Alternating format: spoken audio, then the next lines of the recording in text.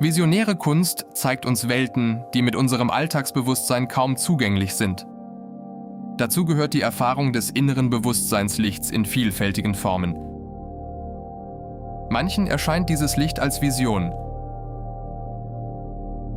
Andere sehen es als farbige geometrische Strukturen, sogenannte entoptische Erscheinungen. Ich glaube, dass hinter diesen inspirierenden Wahrnehmungen die Leuchtstruktur des Bewusstseins wirkt.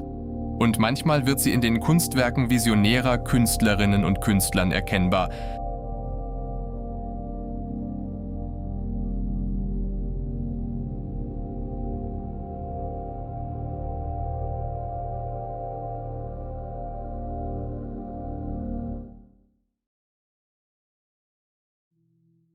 Der Maler Robert Venosa war eine prägende Gestalt der modernen, visionären Kunst.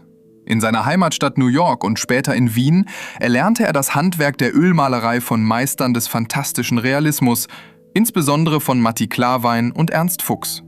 Zudem war er Teil der psychedelischen Bewegung der 1960er Jahre.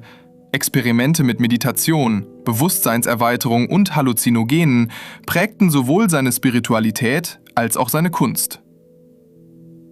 Später wohnte Robert mehrere Jahre lang in Cadaqués, Spanien, wo er Zeit mit Salvador Dalí, H.R. Giger und weiteren Künstlerinnen und Künstlern des Surrealismus verbrachte. Gemeinsam mit der deutschen Malerin Martina Hoffmann bereiste er ab den 1980er Jahren die Welt und wirkte an diversen Kunstzentren, wo die beiden ausstellten und ihre Maltechniken lehrten. Unter anderem war das Paar in der Chapel of Sacred Mirrors aktiv, die von ihren Freunden Alison und Alex Gray aufgebaut wurde, zwei weiteren Persönlichkeiten der visionären Kunst. Roberts künstlerisches Schaffen umfasst vorwiegend Ölgemälde, daneben aber auch Designarbeiten für Filme und CD-Covers, Skulpturen sowie Werke der frühen Computerkunst. Robert Venosas Kunst ist visionär, insofern sich der Künstler durch mehrere Visionen inspirieren ließ. Nach eigener Aussage handelte es sich dabei um die Wahrnehmung intensiver Lichterscheinungen, die ihm als überirdische Wesen erschienen. So erklärte er einmal: Ein strahlendes, mit Juwelen besetztes, überwältigend schönes, engelhaft aussehendes Wesen blitzte vor meinem inneren Auge auf.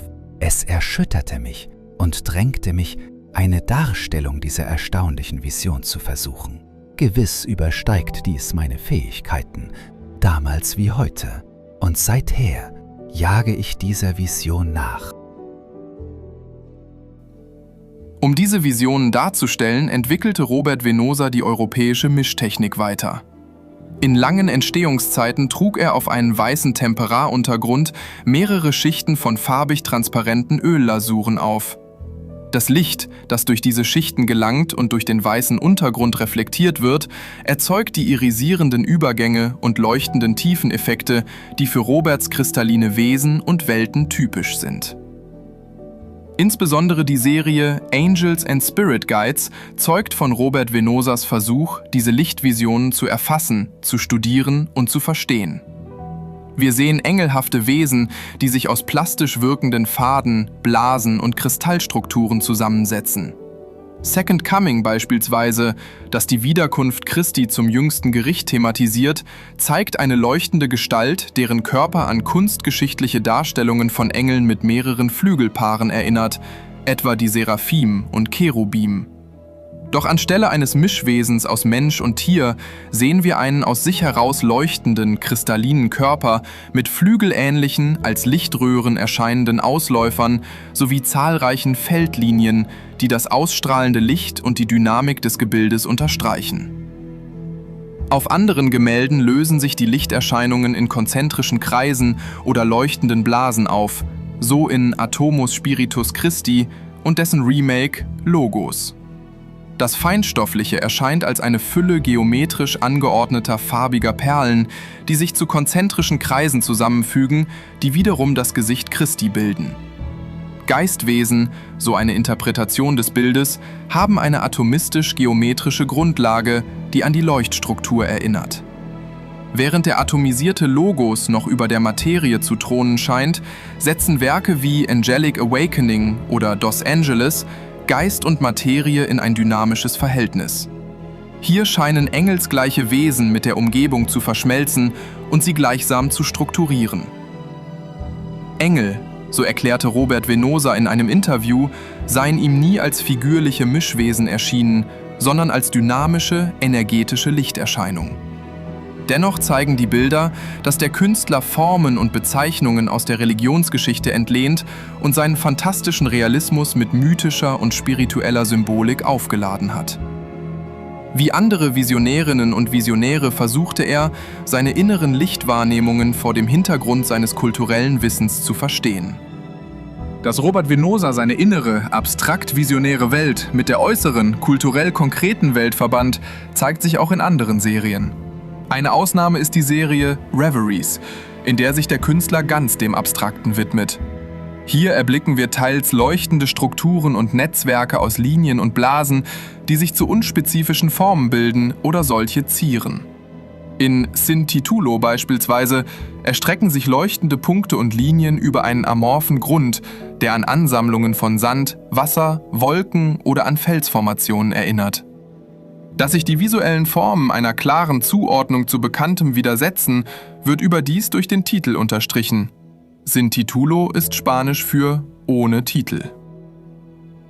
Andere Serien hingegen verorten die abstrakten Strukturen offenkundig in Naturphänomenen. In Mindscapes beispielsweise lassen sie sich als mystische Landschaften oder außerirdische Bauwerke erkennen. Noch deutlicher ist die Serie Plants, in der, so Robert, anderweltliche Blumen und Blattwerk die Visionen bevölkern. Durch ihre lebendigen und sich entwickelnden netzartigen Strukturen erscheinen sie als das ideale Bindeglied zwischen inneren, entoptischen Visionen und Naturerscheinungen. In manchen Bildern wie Crystal Tree verschwimmt der Übergang zwischen dem Materiellen und dem Feinstofflichen. Manners Mana Tree und Celestial Tree wiederum zeigen Pflanzen, die ausschließlich aus leuchtenden Röhren und Blasen bestehen. Gut möglich, dass sich Robert hier auch auf alte mythische Konzepte wie den Lebensbaum bezieht. Robert Venosas Wahrnehmungen innerer Lichterscheinungen legen nahe, dass er entoptische Muster gesehen und dargestellt hat. Die leuchtenden Linien und Blasenmuster in seinem Werk ähneln jedenfalls der Leuchtstruktur des Bewusstseins, die Teil von Roberts Vision gewesen sein könnte. Dafür spricht auch, dass die Leuchtkugeln und Leuchtfäden sowohl im seherischen Verständnis als auch in Roberts Werk als Schnittstelle der Verflechtung zwischen Innen und Außen, zwischen Geist und Materie erscheinen. In ihren erstarrten und verdunkelten Formen strukturieren sie die materielle Welt. Als dominierende, leuchtende und Materie auflösende Muster hingegen lassen sie sich als Ausdruck intensiver Bewusstseinszustände verstehen. Solche Zustände gipfeln in Erfahrungen der Erleuchtung, die bei Robert denn auch fast vollständig abstrakt dargestellt werden. In den Bildern Enlightenment und Parasamgate, Sanskrit für ganz hinübergegangen, wohl eine Anspielung auf das buddhistische Herzsutra, füllen die leuchtenden Strukturen den gesamten Raum aus. Ihr erstarrter Aspekt, die Materie, scheint nicht mehr Teil dieser leuchtenden Realität zu sein. Robert Venosa verstand sich nicht nur als Künstler, sondern als Medium, das sich den spirituellen Energien öffnet. Als Medium malte er nicht aus eigenen Vorstellungen und Ideen heraus, sondern realisierte, was bereits da war und von ihm auf der Leinwand materialisiert werden wollte. Malen war für ihn ein Dialog mit dem Geistigen und somit eine meditative Übung und spirituelle Erfahrung zugleich. Diese Erfahrung wollte er mit den Betrachtenden teilen. Visionäre Kunst sollte, so fand Robert, Menschen inspirieren und für die Möglichkeit höherer Realitäten sensibilisieren oder gar in diese Realitäten eintauchen lassen. Wer über die Strukturen des Lichts und die Verflechtung von Geist und Materie in Roberts Werk reflektiert und meditiert, ist Teil dieser Vision.